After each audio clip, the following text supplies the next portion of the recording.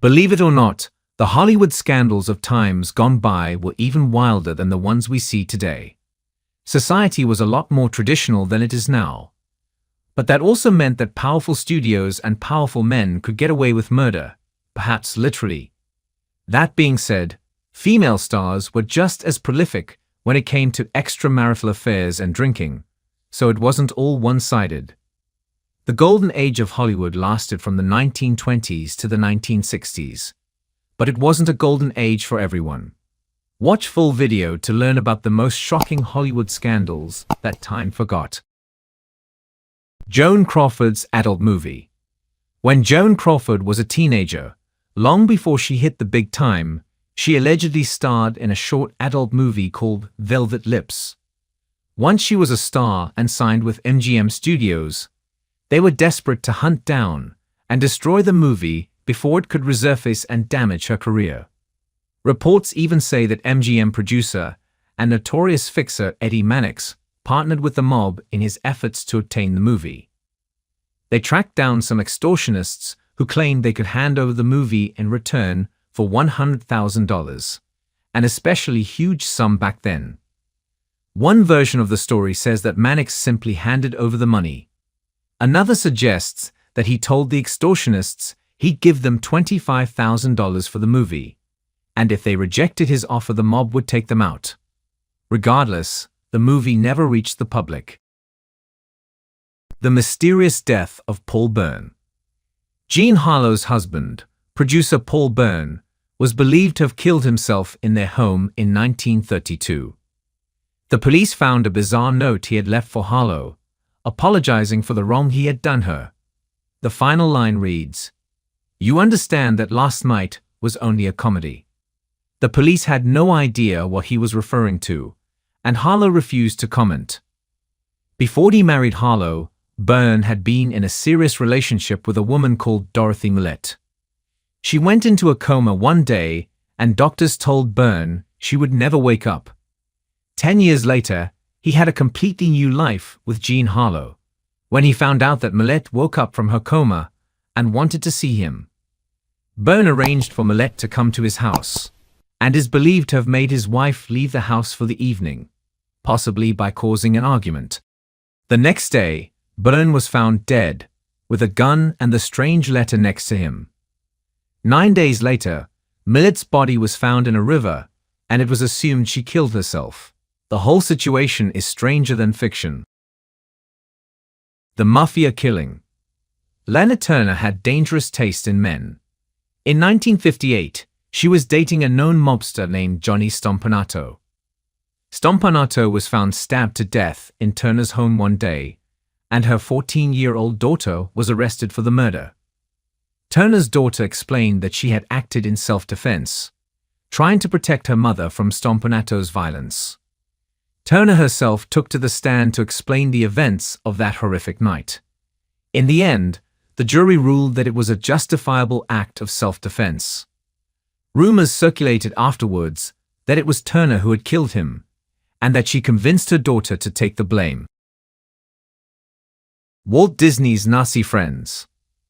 It's widely thought that Walt Disney may have been an anti-Semite, although there is little hard evidence to prove it. Regardless, he had no problem associating himself with proud and outspoken anti-Semites. In 1938, Disney invited Nazi filmmaker Leni Riefenstahl to Disneyland for a tour. This was shortly after Kristallnacht, and Riefenstahl's most famous propaganda film, Triumph of the Will, 1935, was already in circulation. Disney was the only studio head to welcome Riefenstahl when she visited Hollywood. Judy Garland's enforced diet. Judy Garland signed with MGM when she was in her early teens, but the pressure to stay thin and work outrageous hours started immediately. At the age of 14, producers and crew members would insult her appearance, calling her horrible names and telling her she looked like a fat little pig with pigtails. By the age of 18, MGM founder Louis B. Mayer pushed her into an extreme diet that was mostly made up of coffee, cigarettes, and diet pills. The so-called pep pills were used to keep Garland thin and awake for as long as they needed her to work. Then they would give her sleeping pills so she could sleep for a few hours, and wake her up again with the pep pills. No doubt they were giving her amphetamines and barbiturates, and she developed a serious drug addiction that would kill her at the age of 47. The diet pill culture. Judy Garland was not the only victim of this toxic management. Debbie Reynolds recalls being sent to a doctor for vitamin shots by MGM Studios because her health was suffering due to the long working hours. The shots were actually amphetamines and were also intended to control her weight. Luckily, she refused. Female stars pressured into abortions. Some of Hollywood's biggest stars like Judy Garland, Jean Harlow, and Joan Crawford were pressured into having abortions by the studios they were signed with. Studios controlled the lives of their actors to a degree which is unimaginable today. Countless stars had abortions arranged by the studios against their wishes.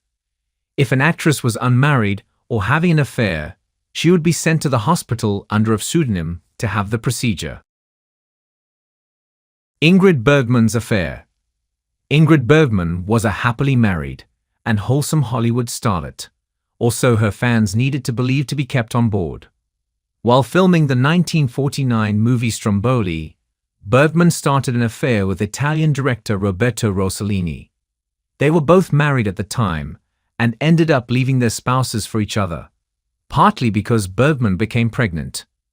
This completely ruined Bergman's reputation and lost her many fans. As was customary at the time, politicians and public figures felt the need to speak out and denounce her behavior, one even calling her a powerful influence for evil. Bergman and Rossellini got married and had 2 children. A while later they divorced, she made more great movies, and the scandal was a distant memory in the mind of the public. The death of Superman. George Reeves was the original Superman. He died in 1959, and although the official line was that he took his own life, there were rumors of foul play. Later analysis suggests it's unlikely that he died by his own hand. Reeves had been having an affair with the wife of powerful Hollywood producer Eddie Mannix. And as we know from the Joan Crawford story, and others, Mannix had mob connections. Marlene Dietrich and Greta Garbo. Although Marlene Dietrich and Greta Garbo had many similarities, coming to Hollywood from Europe around the same time and at a similar age, they never had much affection for each other. Not publicly, anyway. There was a big dispute around a lost film called The Joyless Street, 1923. Garbo appeared in the movie, and some claimed that Dietrich did too, but Dietrich staunchly denied it. A film historian conducted extensive research of the surveillance footage and believes that Dietrich did appear in the movie. She also believes that the reason she lied is that the 2 women had an intense but short-lived affair while filming The Joyless Street, which left them both bitter towards each other for the rest of their lives. Charlie Chaplin's teen brides. Charlie Chaplin married 4 times in his life. He was 29 for his first marriage and 53 for his last, but his wives stayed pretty much the same age each time. His first 2 wives were 16 years old. He had to marry the second one in Mexico to avoid California's laws. Chaplin married his 3rd wife when he was 47, and she was 20, which was a positive trend in the right direction. But he slipped back for his 4th and final wife, who was 18 years old.